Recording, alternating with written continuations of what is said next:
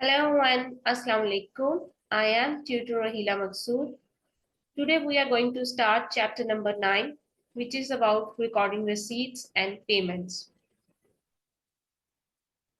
Businesses में आप day to day life में डिफरेंट receipts और payments देखते हैं. ये receipts और payment डिफरेंट सोर्सेज से आपको रिसीव होती हैं और पे करनी पड़ती हैं. पहले हम देखते हैं receipts कौन कौन से सोर्सेज से हमें मिल सकती है. रिसीट सिर्फ आपको सेल से रिसीव नहीं होती, क्रेडिट और कैश सेल से. इसके अलावा अगर आपने कहीं पर इन्वेस्टमेंट की हुई है तो उससे जो आपको प्रॉफिट रिसीव हो रहा है वो भी आपकी रिसीट है. अगर आप एक एजेंट बिजनेस है और अगर आपको कोई कमीशन रिसीव किया जा रहा है, आप रिसीव कर रहे हैं, तो वो भी आपकी रिसीट है. अगर आपकी एक स्पेयर बिल्डिंग है और वो आपने रेंट पे दे दी है, तो वो जो रेंट रिसीव आप कर रहे हैं वो भी आपकी रिसीट है. सो डिफरेंट सोर्सेज से आपको रिसीट आप गेन करते हैं.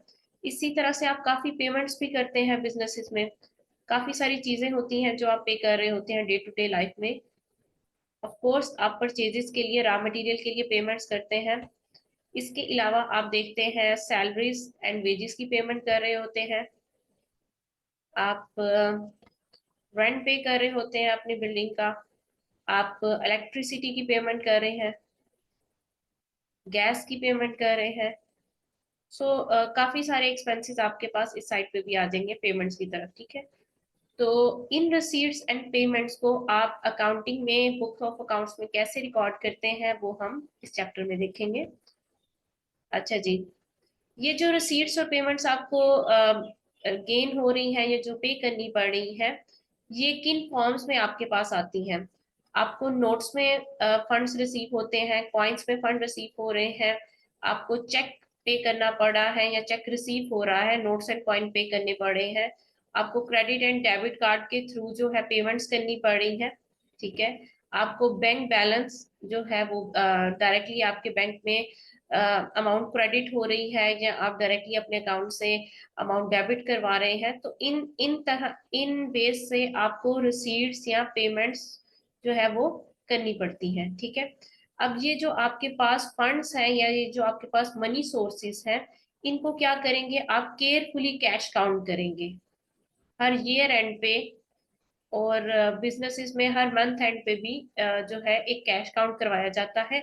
ईयर एंड पे तो मस्ट होता है. बिफोर प्रिपेयरिंग फाइनेंशियल स्टेटमेंट आप इंश्योर करते हैं कि जितना भी कैश आपके पास पड़ा हुआ है डिफरेंट फॉर्म्स में, notes, coin, cheques, credit card, debit card, bank balances, IOU भी इसमें आप ऐड कर सकते हैं कि ये एक डॉक्यूमेंट होता है जो किसी पर्सन से आप रिसीव कर रहे होते हैं कि आप उसको कितना ओ करते हैं. ठीक है, तो ये भी आपके पास एज अ कह लें कि एक मनी या कैश की हैसियत रखता है IOU का डॉक्यूमेंट जो होता है.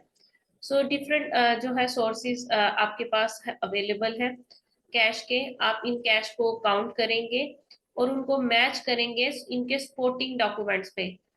ये जितने भी कैश की फॉर्म्स हैं उनका कोई ना कोई सपोर्टिंग डॉक्यूमेंट तो होगा ना, उनका कोई ना कोई सोर्स डॉक्यूमेंट तो होगा. अगर आपने सेल की है तो आपके पास क्या होना चाहिए, सेल्स इनवॉइस होनी चाहिए. सेल इनवॉइस से आप मैच करेंगे अमाउंट को और उस अमाउंट को मैच करेंगे जो आपकी बुक्स ऑफ अकाउंट्स में मेंशन की होगी. आपने कैश को किस अमाउंट से डेबिट करना है, कैश सेल्स को किस अमाउंट से क्रेडिट करना है, वो अमाउंट जो है सेल इनवॉइस की अमाउंट से मैच करनी चाहिए. ठीक है, सो डिफरेंट सोर्स डॉक्यूमेंट्स होते हैं. आपने जो प्रॉफिट गेन किया है उसका कोई डॉक्यूमेंट होगा आपके पास, आपने जो कमीशन रिसीव किया है उसका कोई एविडेंस होगा आपके पास, रेंट रिसीव किया है आपने तो वो एग्रीमेंट की कॉपी होगी, उसके ऊपर रेंट मेंशन होगा, रेंट जो इस बार ट्रांसफर हुआ है उसकी रिसीट होगी आपके पास. इसी तरह से परचेजेस की आपके पास कोई ना कोई डॉक्यूमेंट होगा. परचेज के लिए परचेज इनवॉइस होती है.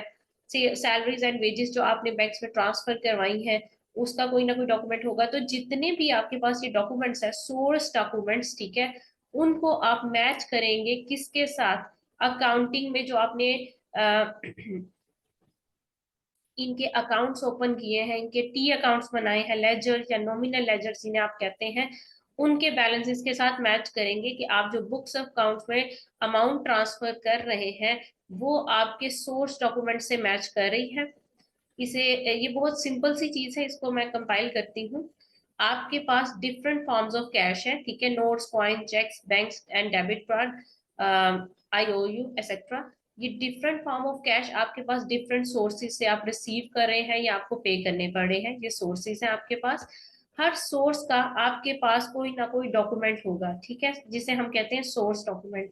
आपने करना क्या है, हर सोर्स डॉक्यूमेंट को मैच करना है अपने अकाउंटिंग डाटा के साथ, ठीक है। अकाउंटिंग डाटा में जो टी अकाउंट में जो अकाउंट बुक्स ऑफ अकाउंट्स में आप डाटा लेके जा रहे हैं उसके साथ मैच करना है। टू एंड फ्रॉम चेकिंग करेंगे कि जो भी बुक्स ऑफ अकाउंट्स में आप अमाउंट ट्रांसफर कर रहे हैं क्या उतनी ही आप पेमेंट कर रहे हैं जो आपने परचेजेस अपनी अपनी इनकम स्टेटमेंट में मेंशन की है परचेजेस की फिगर, क्या उतनी ही आपने इस मंथ में परचेजेस की है, ठीक है। तो ये चीज जो है आपने कहीं डबल रिकॉर्डिंग तो नहीं कर दी, आपने कहीं ओमिशन तो नहीं कर दी परचेजेस से रिलेटेड, ये चीजें आपने इंश्योर करनी है, ठीक है। इट जस्ट अ थ्योरी, इसका प्रैक्टिस में आपको क्वेश्चन नहीं आएगा, प्रैक्टिस में आपको कुछ और आएगा, वो हम अभी आगे चल के देखते हैं।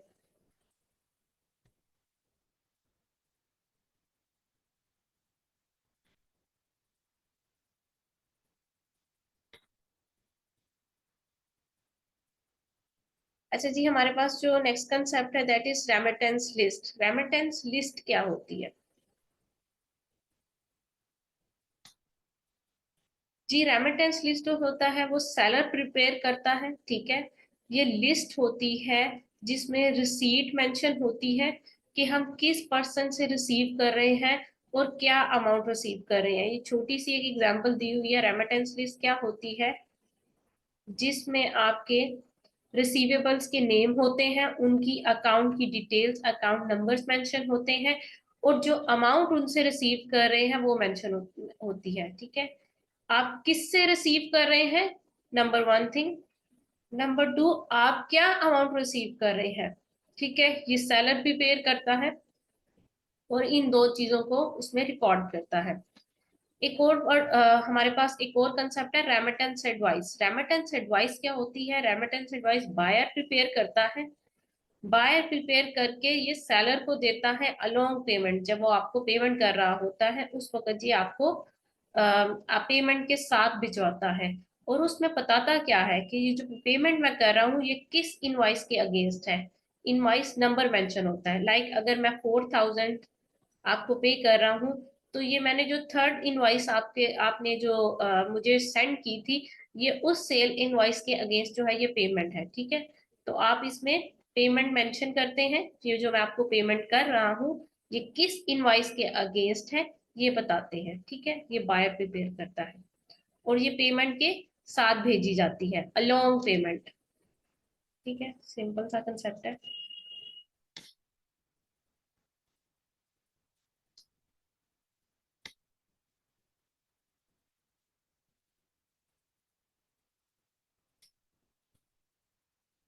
अच्छा जी,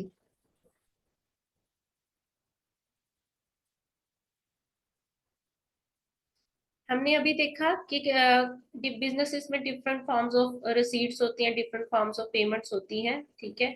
अब ये इन रिसीट्स और पेमेंट्स को आप अकाउंटिंग में रिकॉर्ड कैसे करते हैं, ठीक है। सबसे पहले आपकी बुक ऑफ प्राइम एंट्री में या डे बुक में एंट्री पोस्ट होती है, उसके बाद जो है आपके टी अकाउंट्स में या जिसे आप नॉमिनल या जनरल लेजर कहते हैं वहां पे ट्रांसफर की जाती है। सो जो आपके पास कैश रिसीट और कैश पेमेंट्स होती है वो कैश बुक में रिकॉर्ड होती है, ठीक है। कैश बुक क्या रिवील करती है, it reveals cash receipts and cash payments, ठीक है।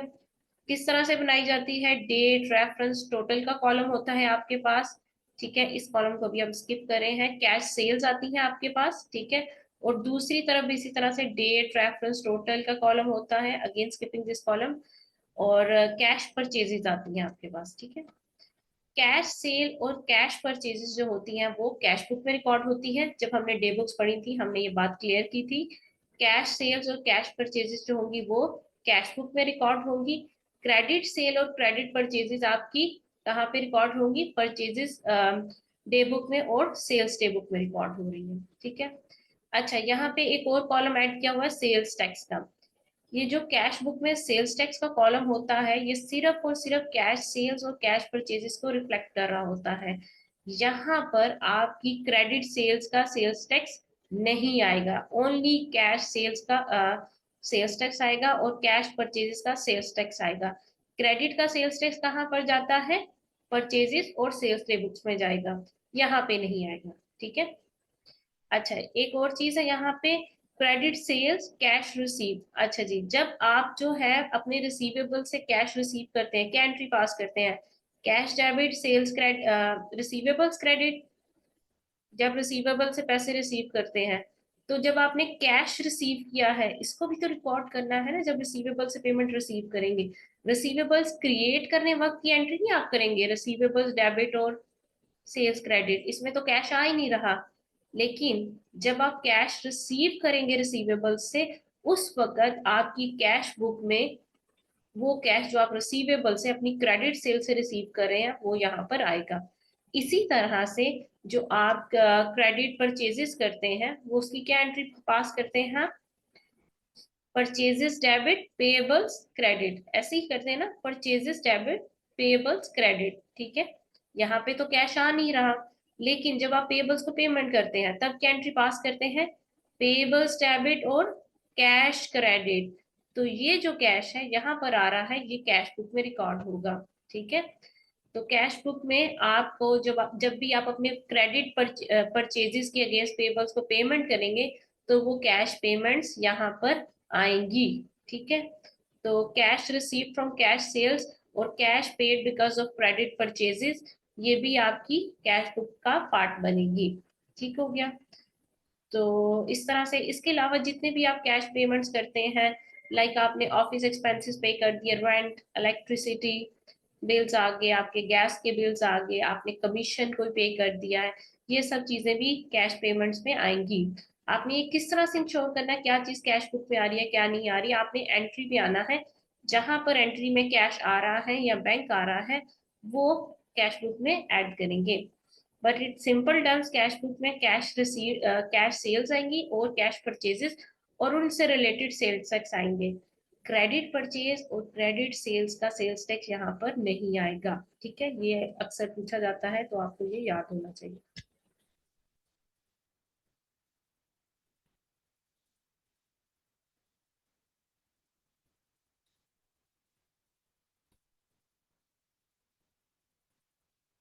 ओके।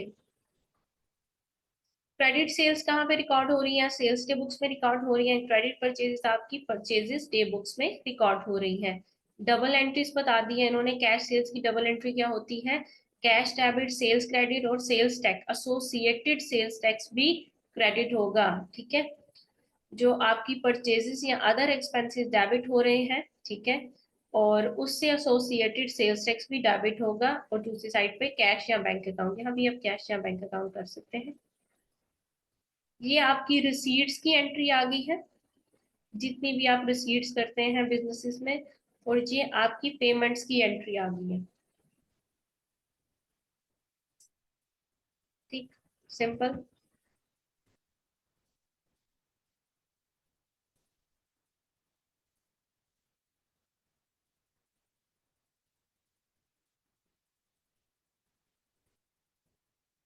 अच्छा,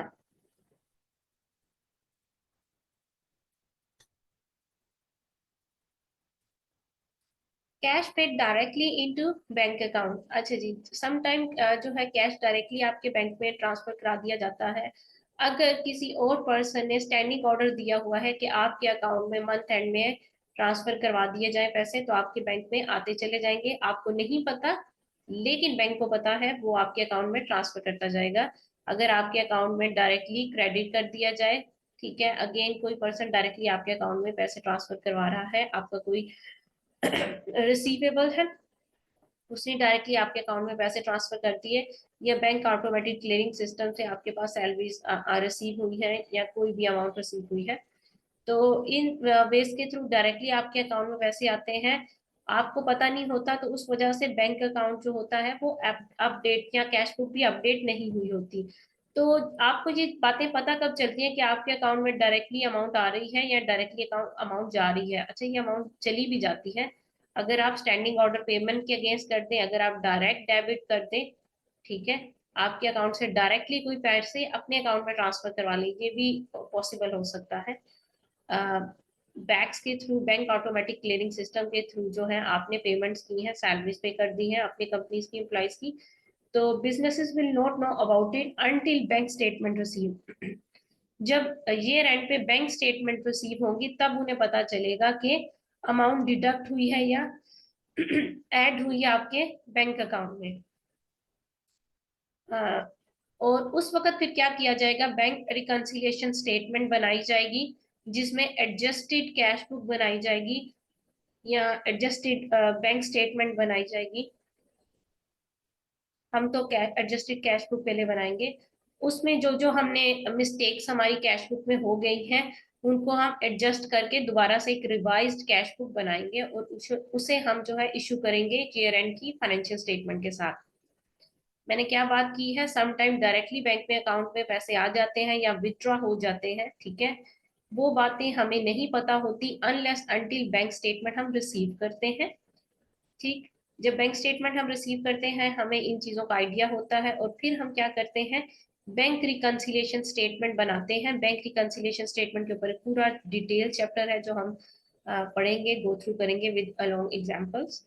और जब हम बैंक रिकंसिलिएशन स्टेटमेंट बनाएंगे तब जो चीजें हमसे मिस हो गई हैं कैश बुक में, वो हम एडजस्टेड कैश बुक बना के, बैंक रिकंसिलिएशन का पार्ट होता है एडजस्टेड कैश बुक, उसमें उससे बना के हम उसमें एडजस्ट कर लेंगे, ठीक है।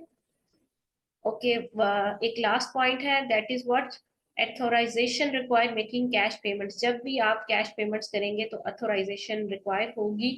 कोई भी सीनियर पर्सन अकाउंट्स डिपार्टमेंट का, हेड ऑफ द डिपार्टमेंट या सीनियर मैनेजर जो होता है वो इन पेमेंट्स को अथोराइज करेगा, ठीक है, चाहे वो एसेट पेमेंट्स हो या अदर पेमेंट्स हो, जिन्हें हम पहले कैपिटल एक्सपेंडिचर या रेवेन्यू एक्सपेंडिचर भी कहते थे, उन्हें हम एसेट एक्सपेंडिचर और अदर एक्सपेंसेस भी कहते हैं, ठीक है। इन दोनों पेमेंट्स को अथोराइज कौन करेगा, head of the department, head of the what department, head of accounts department, ठीक है, या सीनियर मैनेजर अथोराइज करेगा, देन ही वो पेमेंट्स होंगी। विदाउट अथोराइजेशन कैश पेमेंट्स नहीं होगी। That's all. ये इतना सही चैप्टर था। इसे रिवाइज कर लीजिएगा एक बार, बर्ड आई व्यू ले लीजिएगा बुक से, ताकि आपके कोई भी कंसेप्ट मिस ना हो। और इसकी प्रैक्टिस जो है हम किट के क्वेश्चंस के साथ करेंगे, ठीक। Okay, have a nice time, take care, अल्लाह हाफिज।